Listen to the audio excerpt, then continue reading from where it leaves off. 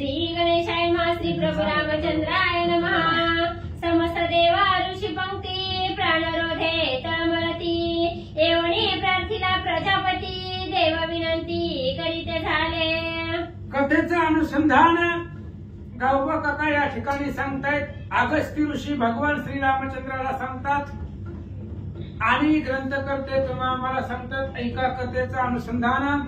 वायू देवतेला भयंकर राग आलेला आहे, त्यामुळे सगळ्यांचा श्वासच वायूने बंद केला, कुणालाही श्वास घेता येईना गेला, प्राण सगळ्यांचे व्याकुळ झाले, श्वासोश्वास मिळाला, त्यामुळे शरीराच्या ठिकाणी सगळे देवलोक तळमळू लागले, सगळ्यांना जगण्याची चिंता वाटली आणि ब्रह्मदेवाकडे आले, विनंती केली। प्राण निरोधाचे कष्ट ऋषी सांगती श्रेष्ठ श्रेष्ठ तव ब्रह्मयाचे फुगले पोट अति संकट देवांची। आणि प्राण निरोध झालेला होता, कोणाला श्वास घेता येत नव्हता, प्राण जाण्याची सगळ्यांची वेळ आली, त्यावेळेस सगळ्या देवलोकांना प्राण जाण्याचं कष्ट होऊ लागलं। मोठमोठाले असणारे नामांकित ऋषी असणारे सगळेजण ब्रह्मदेवापाशी आलं, ब्रह्मदेवाची सुद्धा तीच अवस्था झाली, श्वास बंद पडला, म्हणून सगळ्यांची पोट फुगू लागली, अशी अवस्था निर्माण झाली। गगनी लागले पोट बोल बोलता होती कष्ट मळमुद्रा तेथे कैची वाट अति संकट देवांची। आणि सगळे असणाऱ्या ब्रह्मदेवाने सांगितलं ऐका म्हणले आता कसं झालंय, जी काय वायू देवता आहे त्या वायूनं ही सगळं असणारा प्राण निरोध केलेला आहे, कारण त्या असणाऱ्या इंद्रानं हनुमंताला वज्र मारलेला आहे आणि त्या पुत्राच्या मोहामुळं वायू देवतानं सगळ्या जगाचा प्राण बंद केलेला आहे। हनुमंताला लागल्यामुळं पुत्राच्या प्रेमासाठी वायूला राग आलेला आहे। ब्रह्मा स्वयं सांगे समजता ब्रह्मा स्वयं सांगे समजता इंद्र हाणोनी वज्र घाता मूर्छित पाडिले हनुमंता वायुपुत्राचा क्षोभला। आणि मग सगळेजण देवलोक ब्रह्मदेवाकडे आले, ब्रह्मदेवाला सांगू लागले, ब्रह्मदेवा अतिशय संकट देवांना निर्माण झालेलं आहे, काही करावं काही त्या ठिकाणी कळना गेलं, सगळ्यांचे श्वासोश्वास बंद पडले। त्यावेळेस ब्रह्मदेवानं सांगितलं इंद्रदेवानं हनुमंताला वज्र मारलेला आहे, त्यामुळे हनुमान ते असणाऱ्या मेरू पठारावरती मूर्छित पडलेला आहे, म्हणून वायुदेवतेला राग आलेला आहे, असं ब्रह्मदेव देवलोकांना सांगतात।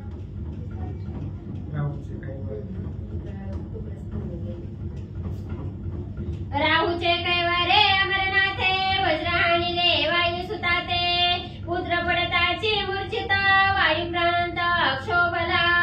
आणि राहूचा कैवार इंद्रदेवाने घेतला, राहूच्या कैवारासाठी इंद्र आला आणि इंद्र आल्यानंतर नाही इंद्रानं हनुमंताला वज्र फेकून मारलं। पर्वताचं मोठमोठ्या पर्वताचं फिट करण्याचं सामर्थ्य त्या वज्रामध्ये असतं, ती वज्र हनुमंताला लागल्यामुळे हनुमान मूर्छित पडले आणि हनुमंताच्या प्रेमासाठी वायू देवतेला राग आलेला आहे। प्राणवृत्ती चाळीत वायू तो तव जगाचा जगदायू पुत्र लोभे क्षोभन बहु भूताकांत मांडिला।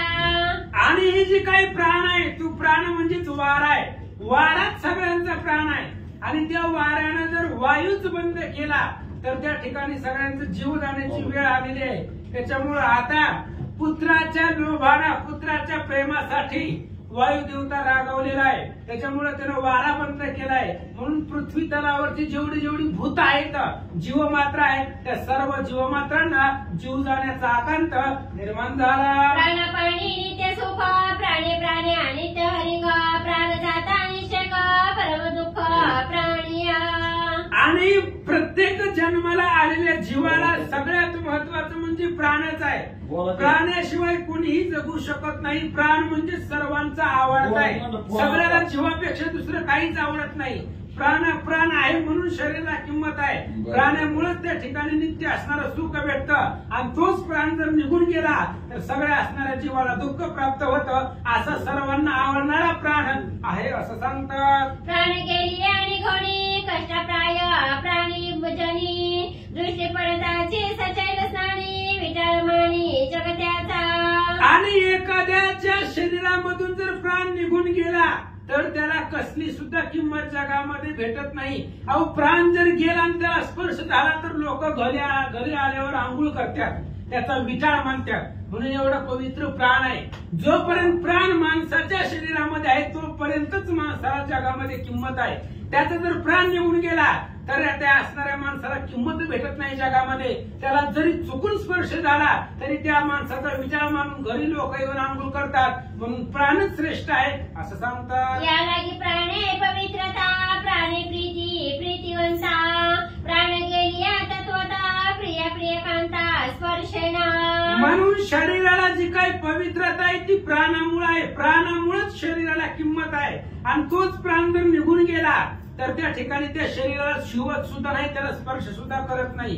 एकमेकावरती प्रीती करतात ती शरीरामधल्या प्राणामुळे प्रीती करतात. प्राण जर गेला तर त्याला कोणी सुद्धा स्पर्श करत नाही. एवढंच नाही, शेजेची कामीनं दूर आहे. पत्नी सुद्धा आपल्या पती सुद्धा पत्नीला स्पर्श करत नाही किंवा पत्नी सुद्धा पतीला प्राण गेल्यानंतर स्पर्श करत नाही असं सांगतात. पत्नी प्रिया परमाप्त नित्य, एकांती भोगी जीवित, प्राण गेल्या माने प्रेत, पती सभूत म्हणे पत्नी. पत्नी आणि पती या दोघांचं एकांतामध्ये अतिशय जिवलग नातं असतं. एकमेकामध्ये अद्भुत आप्त त्या ठिकाणी प्रेम त्या ठिकाणी निर्माण झालेलं असतं. पण त्याच नवऱ्याचा जर प्राण निघून गेला तर असणारी पत्नी त्या नवऱ्याला स्पर्श करत नाही, कालांतराने त्याला भूत समजते. म्हणून प्राण एवढा पवित्र आहे. प्राण निघून गेल्यानंतर किती जरी जवळचा असला तरी धक्का सुद्धा लावित नाही. प्राणप्रिया समजता चोक्षोवणी जाईल आता, या लागे वाचवावे हनुमंता वैकुंठनाथा सांगोणी. आणि ब्रह्मदेव सांगतात देव लोकांना प्राणाचं किती महत्व आहे. शरीरामध्ये प्राण असणं किती गरजेचं आहे. त्याच्यासाठी एवढी सगळी दृष्टांत उदाहरणं दिली. ब्रह्मदेवानं सांगितलं आता एकच उपाय आहे. जर आपल्या सगळ्याला जिवंत राहायचं असेल, आपल्या प्राणाचं संरक्षण करायचं असेल तर आताच्या आता वैकुंठाला जावं लागतंय. भगवान श्री विष्णूची प्रार्थना करावी लागते आणि भगवान श्री विष्णू कडून हनुमंताला जीवदान द्यावा लागेल तरच सर्वांचा जीव वाचेल असं ब्रह्मदेवजी बोलतात. प्राणे पिढेला शूळपाणी, वाईची करावया बुझावणी, तोही आला तत्क्षणी वाचवावया हनुमंता. आणि प्राणानं सगळ्यांनाच पिळून टाकलेलं होतं. जेवढी भूत होती, जीवसृष्टी होती, सगळी तळमळू लागली नाही, तळमळू लागली. असणारे महादेवजी सुद्धा प्राणाने पिळून गेले. त्यांचाही श्वासोश्वास बंद झाला. म्हणून वायू देवतेचं समाधान करण्यासाठी, सगळ्यांचा प्राण वाचवण्यासाठी, जीव वाचवण्यासाठी महादेव सुद्धा सगळ्यांसमवेत वैकुंठाला निघाले. शिवशक्र चतुरानना ती प्रार्थीला जनार्दन, हनुमंता द्यावया जीवदान अवघे जण निघाले. आणि सगळ्यांचा प्राण वाचवण्यासाठी, सगळ्यांचा जीव वाचवण्यासाठी असणारे महादेवजी, ब्रह्मदेव आणि इंद्र सर्व देवदेवता मिळून वैकुंठाला भगवान श्री विष्णूकडे गेले. श्री विष्णूची प्रार्थना करू लागले आणि हनुमंताला जीवदान देण्याची विनवणी देवलोक करतात. ब्रह्म हरिहर तिघे जण, सवे इंद्रादी देवगण, ऋषी श्रेष्ठ प्रजापूर्ण अवघे जण तेथे आले. आणि मग सगळे असणारे वैकुंठाला गेले. भगवान श्री विष्णूंना घेतलं आणि भगवान श्री विष्णू, महादेव आणि असणारे त्या ठिकाणी शंकरजी, ब्रह्मदेव, इंद्र, चंद्र सगळे सगळे देव लोक, ज्या ठिकाणी असणारा वायू आपल्या मुलाला घेऊन रडत बसलेला होता त्या मेरू पर्वताच्या पठारावरती सर्व देवलोक आले. तव तेथे घेऊन हनुमंत वायू बसला से रडत, प्राणरोधे क्रोधयुक्त आले समस्त त्या ठाया. आणि सगळेजण असणारे देवलोक त्या पर्वतावरती आले. आल्यानंतर त्यांनी बघितलं हनुमंताला आपल्या असणाऱ्या मांडीवरती घेतलेला आहे आणि वायुदेवता रडू लागलेला आहे. प्राण सगळ्या जगाचा प्राण अवरोधाने केलेला आहे. भयंकर राग वायुदेवतेला आलेला आहे आणि त्या सगळ्या जी काय असणारा घडलेला प्रकार आहे ती वायुदेवतेमुळे झाला. कारण लाल भडक असणारे डोळे वायुदेवतेचे झालेले आहेत, राग आलेला आहे. म्हणून सगळ्याचं प्राणरोधन केलेलं आहे. त्या ठिकाणी सर्वजण आले. देखोनी ब्रह्मा हरिहर वायू टोनिया सत्वर, कडिये घेऊन कुमार केला नमस्कार सद्भावे. आणि भगवान श्री विष्णू, ब्रह्मदेव आणि महादेवजी सगळेजण ते असणाऱ्या वायुदेवतापाशी आले. वायूनं बघितलं हनुमंताला त्या ठिकाणी कड्यावरती घेतलं. वायुदेवता उठले आणि या असणाऱ्या त्रिमूर्तीला नमस्कार केला. एक पुत्र घातकारणे अवघे जगाची निर्दळणे, ऐसे न करावे आपण क्षमा करणे प्राणनाथा. आणि सगळे ब्रह्मदेव विष्णू आणि महादेवजी सांगू लागले वायुदेवताला, ऐका वायुदेवता, एका पुत्राच्या मरणासाठी किंवा एका पुत्राला वाचवण्यासाठी सगळ्या जगाचा अंत करणं, सगळ्या जगाचं निर्दळन करणं हे योग्य नाही. त्यामुळे तुम्ही क्षमा करा आणि एकाला वाचवण्यासाठी अनेकांचा घात करू नका, असं वायुदेवतेला सांगतात. वायू बोले क्षोभ करता, माझा हनुमंत हा न उठता, करीन इंद्रियांच्या घाता, जाण तत्वता प्रजापते. आणि वायुदेवताने सांगितलं, ऐका ब्रह्मदेवजी, ऐका महादेव, ऐका भगवान श्री विष्णू ऐका. म्हणले माझ्या जर हनुमंताला काही झालं तर सगळे असणारे जे काही देवलोक आहेत, सगळे असणाऱ्या देवलोकांचा घात करून मी एकालाही जिवंत ठेवणार नाही. माझा हनुमंत उठलाच पाहिजे. त्याच्यामुळे तुम्ही सर्व लक्षपूर्वक ऐका. हनुमंताला जर काही झालं तर मी जगामध्ये कोणालाच ठेवणार नाही. ऐकोनी वायूचे वचन, हास्य करी श्री जनार्दन, हनुमंताच्या भाग्य पूर्ण, जन्म मरण या नाही. वायुदेवतेचं सकृत असणारं बोलणं ऐकलं त्यावेळेस भगवान श्री विष्णूला हसू आलं. वायुदेवतेचं बोलणं ऐकलं, भगवंताने स्मित हास्य केलं. देवाने सांगितलं, ऐका वायुदेवता, हे तुमचा मुलगा हनुमंताचं परम भाग्य आहे आणि या हनुमंताला जन्मही नाही आणि मरणही नाही, जन्म मरणाच्या पलीकडचा तुमचा मुलगा आहे असं भगवंत सांगतात. श्रीराम भागाच्या द्विगुणित, भाग्य पावला हनुमंत, त्याची स्वप्ने नाही मृत्यू, चिरंजीव मारुती. आणि ऐका, हनुमंताचा जन्म झालेला आहे तो श्रीरामचंद्राचा जो काय रामाचा जन्म ज्या भागापासून होणार होता तोच असणारा भाग यज्ञामधून निघालेला प्रसाद आहे आणि त्या प्रसादापासून त्या ठिकाणी हनुमंताचा जन्म झालेला आहे. त्यामुळे हनुमंताला स्वप्नामध्ये सुद्धा मरण नाही, चिरंजीव असणारा तुमचा हनुमंत आहे असं भगवान श्री विष्णू वायुदेवतेला सांगतात. वरद वदला जनार्दना, ते ऐकोनी त्रिनयन, वरद वदे संतोषना, सावधान अवधारा. आणि भगवान श्री विष्णूंनी वरदान दिलं हनुमंताला, हनुमंताला मरण नाही, हनुमान चिरंजीव राहतील असं भगवान श्री विष्णूचं बोलणं ऐकलं. लगेच महादेवानी सुद्धा आनंद वाटला महादेवाला आणि भगवान श्री विष्णूनं वरदान दिल्यामुळं महादेवालाही आनंद झाला आणि महादेव सुद्धा हनुमंताला वरदान देतात. माझी या तृतीय नेत्री चावणी, चालू न शके तया लागुणी, त्रिशूळ न शके जाय भेदोणी, वरदवाणी शिवाची. लगेच महादेवांनी सुद्धा हनुमंताला वरदान दिला, माझ्या तिसऱ्या डोळ्यामधून निर्माण होणारा अग्नी, त्या अग्नी हनुमंताला जाळू शकणार नाही. म्हणजे जगातला कुठलाच अग्नी हनुमंताला जाळू शकणार नाही. एवढंच नाही, माझं असणारं त्रिशूळ, माझ्या त्रिशूळा जरी मारला हनुमंताला तरी त्याचा असणारा काही फरक हनुमंतावरती पडणार नाही. हनुमंताचं शरीर माझं त्रिशूळ त्याचं भेद करू शकणार नाही असं वरदान महादेवांनी दिलं. विष्णू वरदा वदे तत्पर, गदा बाण दुर्धर चक्र, तेने न भंगे याचे शरीर, अजरामर मारुती. भगवान श्री विष्णूंनी पुन्हा वरदान दिला, माझ्या हातामध्ये जेवढी जेवढी शस्त्रास्त्र आहेत, गदा आहे, बाण आहे आणि सुदर्शन चक्र आहे, माझा असणारा गदेचा प्रहार हनुमंतावर झाला तरी काही होणार नाही. सुदर्शन चक्र जरी हनुमंतावरती कधी सोडलं तरी सुद्धा हे चक्र सुद्धा हनुमंताला भेद करू शकणार नाही, अजर अमर मारुती होईल असं वरदान महादेव भगवान श्री विष्णू देतात. ब्रह्मावदे निज वरदासी, ब्रह्मदंड ब्रह्मशापासी, बांधू न शके मारुतीसी, सकळ द्वंद्वासी निर्मुक्त. आणि ब्रह्मदेवानेही वरदान द्यायला सुरुवात केली. सगळेच वरदान द्यायला लागले म्हणल्यावर ब्रह्मदेवाने सुद्धा दिला. म्हणले, ऐका वायुदेवता, तुमचा असणारा मुलगा हनुमंत आहे, त्या हनुमंताला माझा ब्रह्मदंड आणि ब्रह्मशाप, माझा कुठलाच शाप हनुमंताला लागू पडणार नाही आणि माझा हातामधला ब्रह्मदंड तो सुद्धा, ते दंड सुद्धा हनुमंतावर काही फरक पडणार नाही. म्हणून सगळ्या द्वंद्वाला मुक्त असणाऱ्या हनुमंताला होतील असं वरदान ब्रह्मदेवानं दिलं. इंद्रवदे निज वरदासी, माझे वज्र लागले हनुमंतासी, तेने वज्रांगण वयसी, तयासी होईल सर्वांसी विख्यात. आणि लगेच इंद्रदेवानं वरदान दिलं. इंद्राने सांगितलं, हनुमंताची अवस्था माझ्यामुळे झालेली आहे, हनुमंताला माझं वज्र लागलेलं आहे, मी हनुमंताला वज्र मारलेलं आहे, त्याच्यामुळे आता इथून पुढे हनुमंताचं शरीर वज्र शरीर होईल, म्हणून हनुमंताला वज्रदेही म्हणतील. आणि अशा प्रकारचं वज्रासारखं शरीर हनुमंताचं होईल. कशाचाच परिणाम, कुठल्याच शस्त्रास्त्राचा परिणाम ह्या वज्ररूपी शरीरावरती हनुमंताचे होणार नाही असं वरदान इंद्रदेवानं दिलं. माझे वज्र बाधी पाही हा होईल वज्रदेही सुरासुरा नागवे पाही ख्याती ती लोकी याची. आणि इंद्रानं सांगितलं माझं जे काही वज्र होतं ते असणाऱ्या वज्राचा भेद हनुमंतावर झाला नाही, पुढे कधी सुद्धा होणार नाही. त्याच्यामुळं वज्र शरीर हनुमंताचं होईल.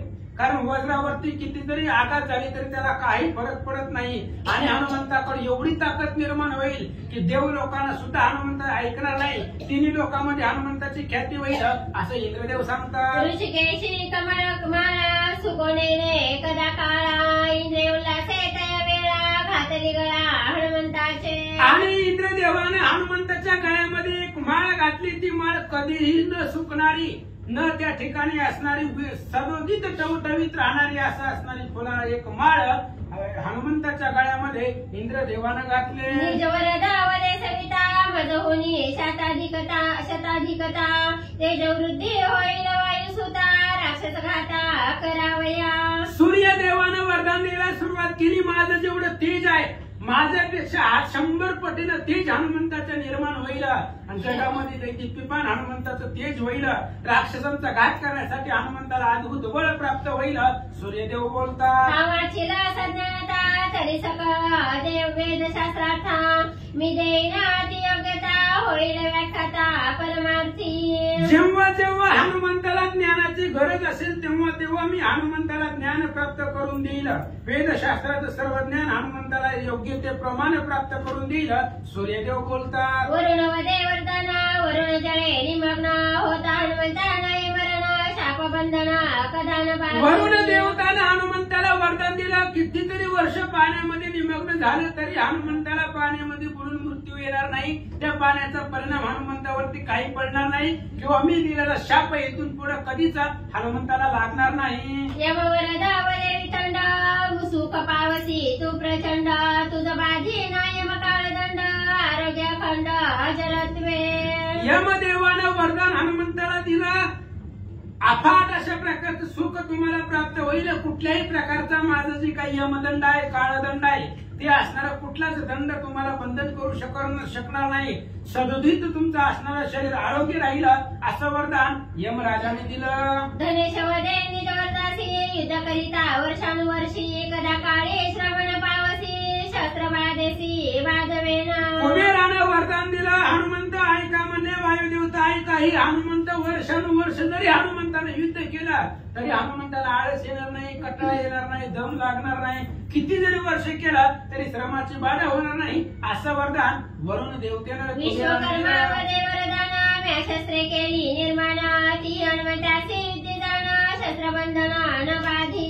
विश्वकर्म्यानं वरदान दिलं. ऐका वायुदेवता ही सगळ्या जगामध्ये शस्त्रास्त्र मीच निर्माण केलेले आहे आणि मी शस्त्रास्त्र निर्माण केलेली त्या शस्त्रास्त्राचा परिणाम हनुमंतावरती होणार नाही. कुठलेही शस्त्र हनुमंताला लागणार नाही असं वरदान विश्वकर्मा देतात. माझे शिल्पशास्त्रज्ञान ते तू पावसी संपूर्ण ऐसे बोलणे आपण ते आलिंगन हनुमंता.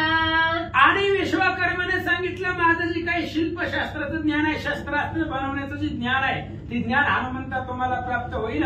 म्हणून विश्वकर्मानं हनुमंताला प्रेमानं मिठी मारले. ब्रह्म जगत गुरु सर्वांशी संतोषणी वेगेसी म्हणे हनुमंता भाग्याची राशी सकळ देव त्यासी तुष्ट. जगद्गुरु असणारे ब्रह्मदेवानं हनुमंताला वायुदेवतेला सांगितलं वायुदेवता तुमच्या हनुमंताचं अद्भुत भाग्य आहे. जगामधले जेवढे देव आहेत ते सगळे देव हनुमंतावरती आज प्रसन्न झाले. ब्रह्मदेव सांगतात धीरवीर महाशूर पराक्रमी हा वज्र शरीर बाधू न शके महाशूर पराक्रमी हा वज्र शरीर. ब्रह्मदेव सांगू लागले हनुमंतराय धीर वीर पराक्रमी शूरवार त्या ठिकाणी होतील आणि वज्र शरीर हनुमंताचं होईल. कुठल्याही प्रकारच्या शस्त्राचा संभार किंवा कोणतंच शस्त्र हनुमंताला बंधन करू शकणार नाही. म्हणून असणारा भाग्यवान तुमचा मुलगा होईल असं ब्रह्मदेव वरदान देतात.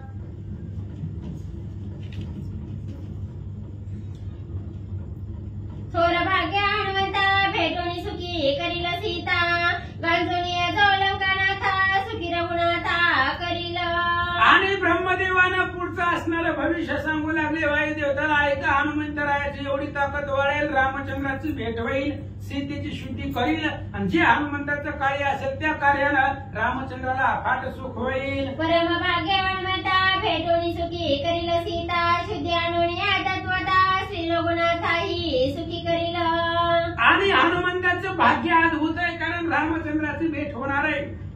रामाची भेट झाल्यानंतर सुग्रीवाची आणि रामाची भेट घडवून देणारा हनुमंत आहे. पुन्हा सीताशुद्धीला जातील आणि सीताशुद्धीची गोड बातमी आणून रामाला सुख होईल, असं कार्य हनुमंताकडून होईल.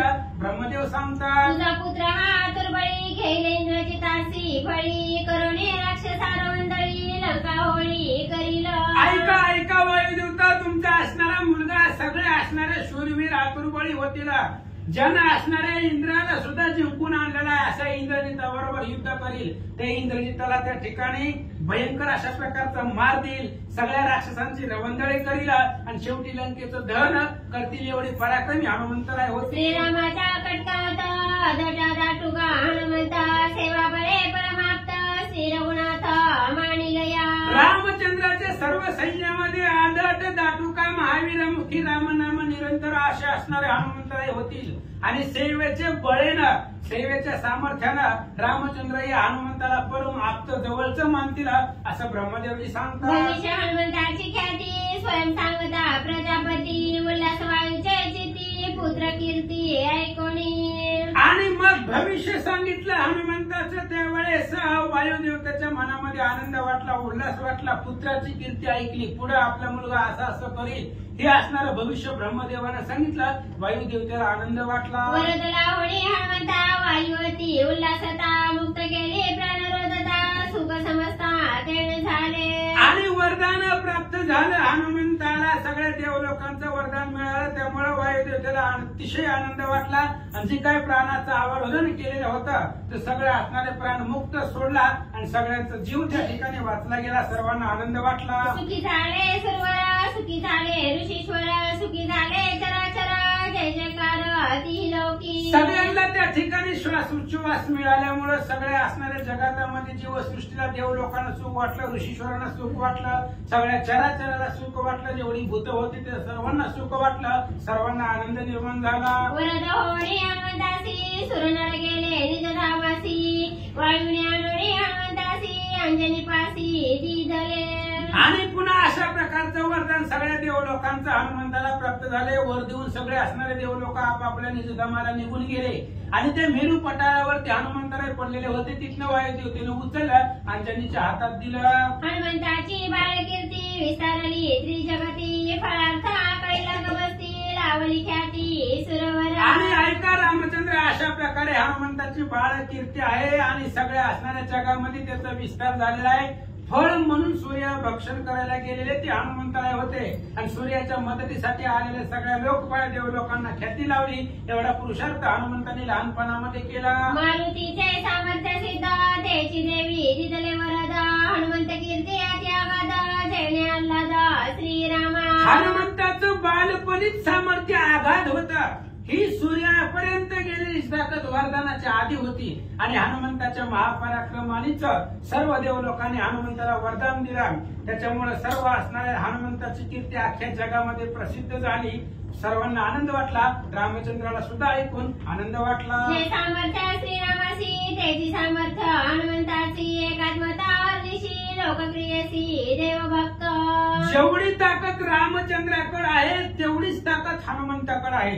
कारण जे रामचंद्र करू शकतात ते हनुमंतराय करू शकतात. त्याच्यामुळे जेवढी जेवढी ताकद रामाकडे आहे तेवढीच हनुमंताकडे आहे. फक्त नावा रूपाला तू देव मी भक्त ऐसे करी, हे फक्त वेगवेगळ्या लौकिकासाठी देव आणि भक्त आहेत, नाहीतर दोघांची ताकद सारखीच आहे असं सांगतात. लोकक्रिया संग्रहार्थ श्रीरामदेव हनुमान भक्त, तोची श्रीरामायणी ग्रंथ भक्त सामर्थ्य हनुमंत.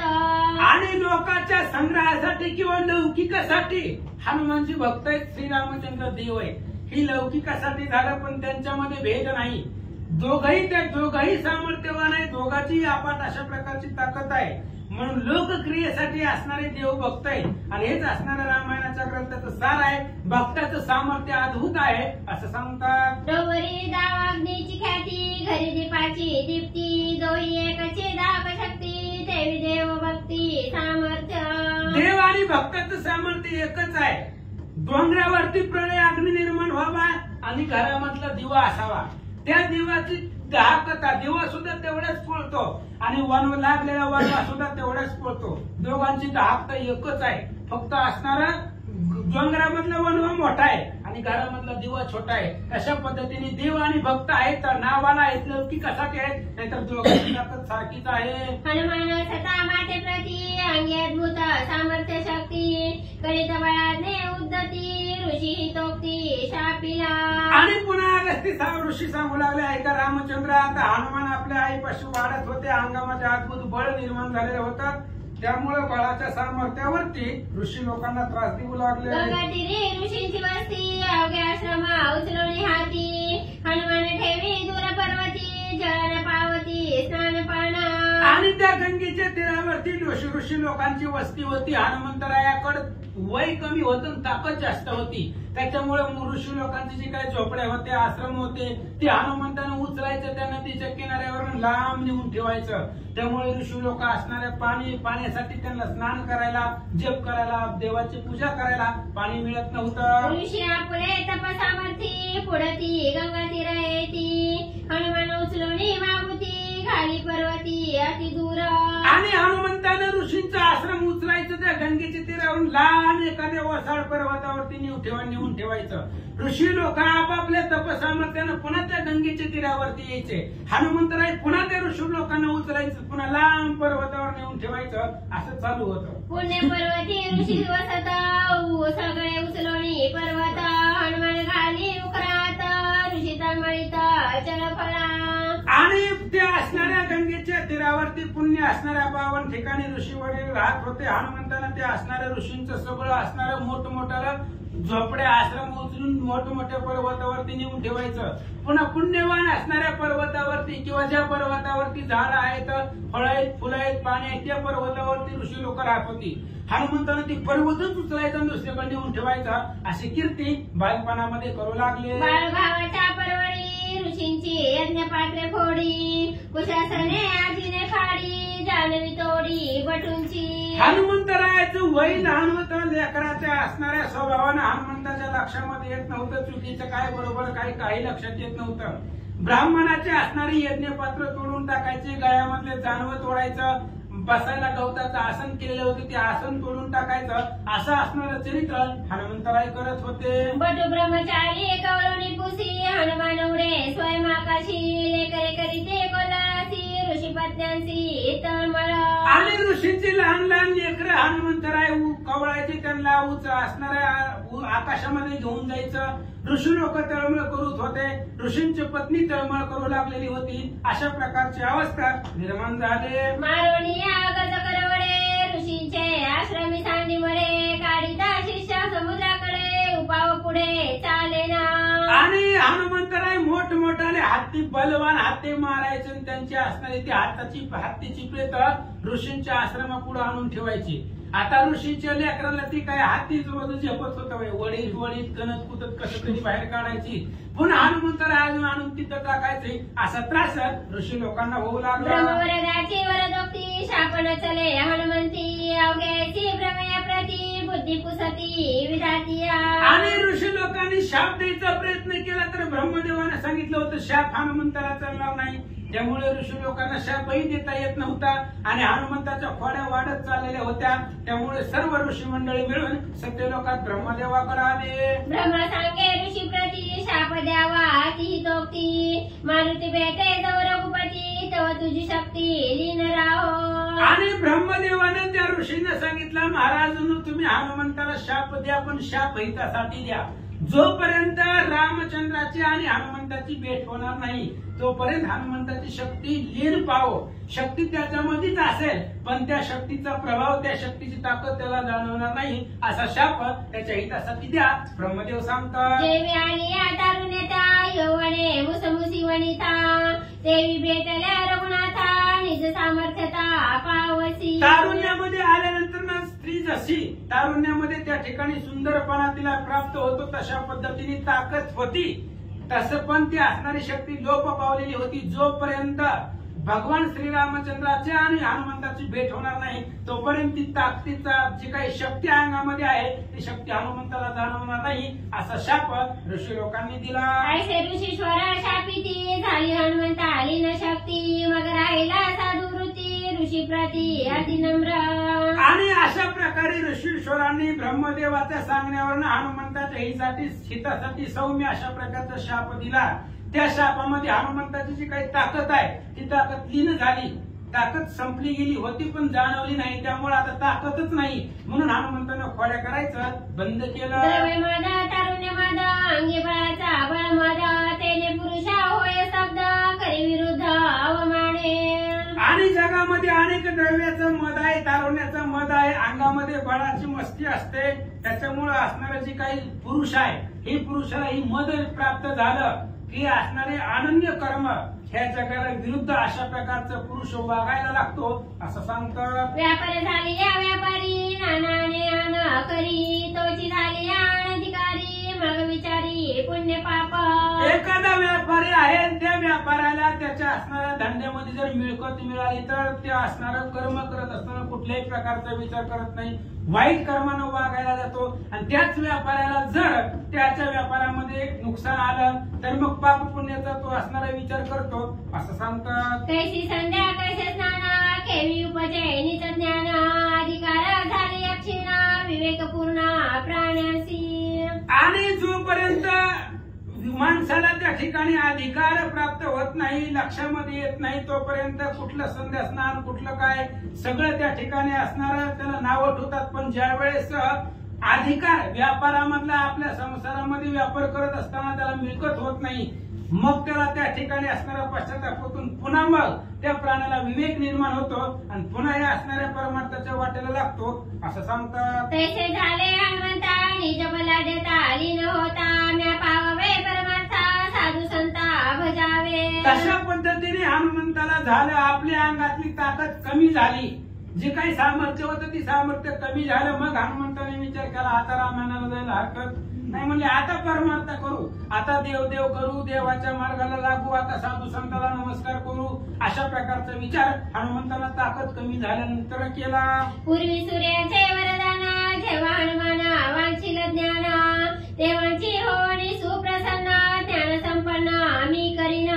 आणि मग अशी सूर्यदेवानं वरदान दिलेलं होतं ज्ञान विज्ञान जे काही ज्ञान आहे ती ज्ञान जेव्हा हनुमंत त्या ज्ञानाची इच्छा करल किंवा जेव्हा हनुमंताला ज्ञानाची गरज असेल तेव्हा स्वतः मी प्रगट होऊन हनुमंताला ज्ञान देईल असं सूर्यदेवानं वरदान दिलेलं होतं. ज्ञान मारुती वांछिता अंतरिंगोणी चित सविता, ज्ञान विज्ञाना लीनता देही विजयता श्रीराम भक्ती. जेव्हा हनुमंताला ज्ञानाची गरज असेल किंवा हनुमंताला वाटेल आपल्याला ज्ञान पाहिजे त्यावेळेस हनुमंताच्या हृदयामध्ये ज्ञानरूपी असणारं सूर्यप्रकाशमान होईल, ज्ञान आणि विज्ञानाचं ज्ञान हनुमंताला प्राप्त होईल असं सूर्यदेवानी वरदान दिलेलं होतं. ज्ञान विज्ञान संतृप्ती देही असोनी विजय स्थिती, श्रीरामाच्या अनन्य भक्ती झाला मारुती जगद्वंद्य.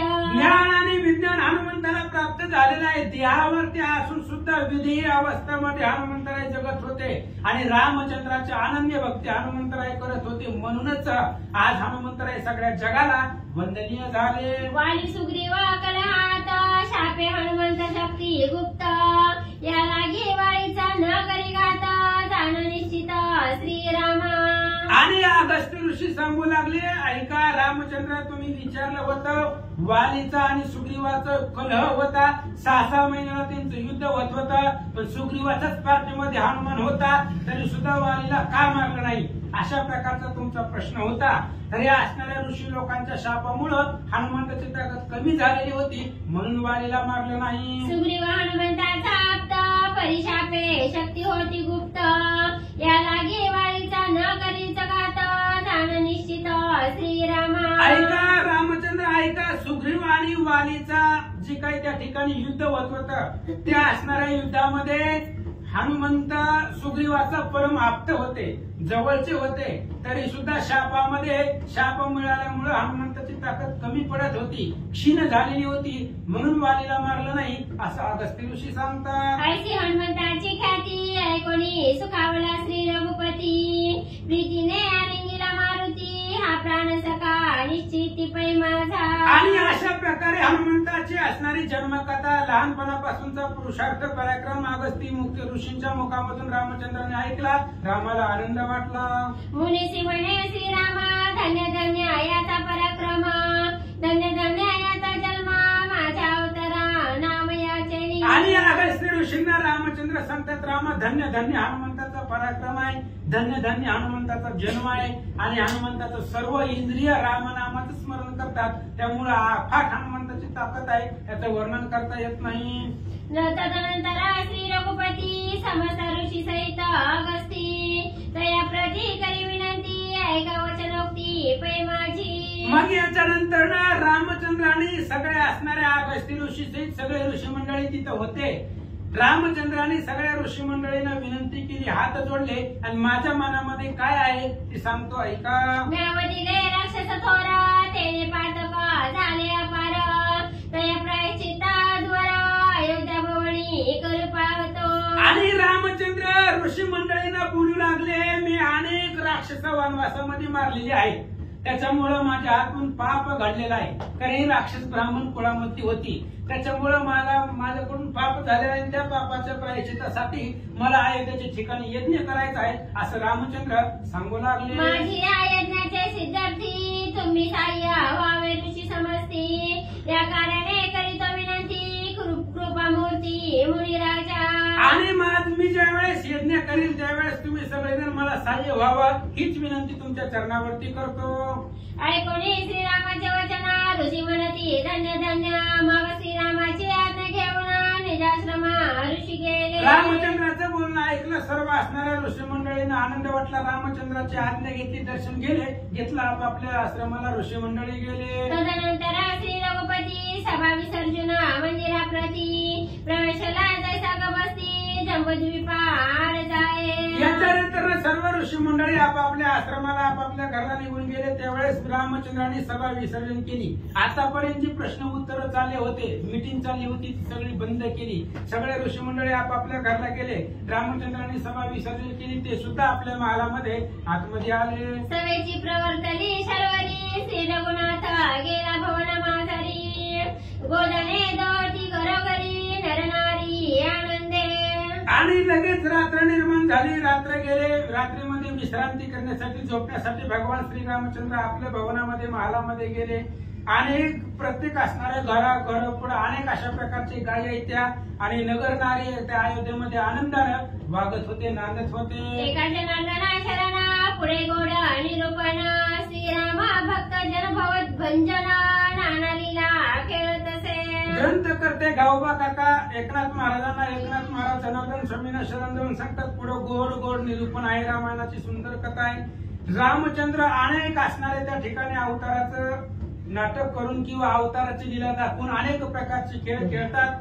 तेच असणार सुंदर चरित्र ऐका स्वस्ती श्री भारत रामायणे उत्तरकांडे एकाकार टिकाया हनुमंता वरदो नाम षट श्री श्रद्धे गोडा श्री कृष्णा श्री रामदेव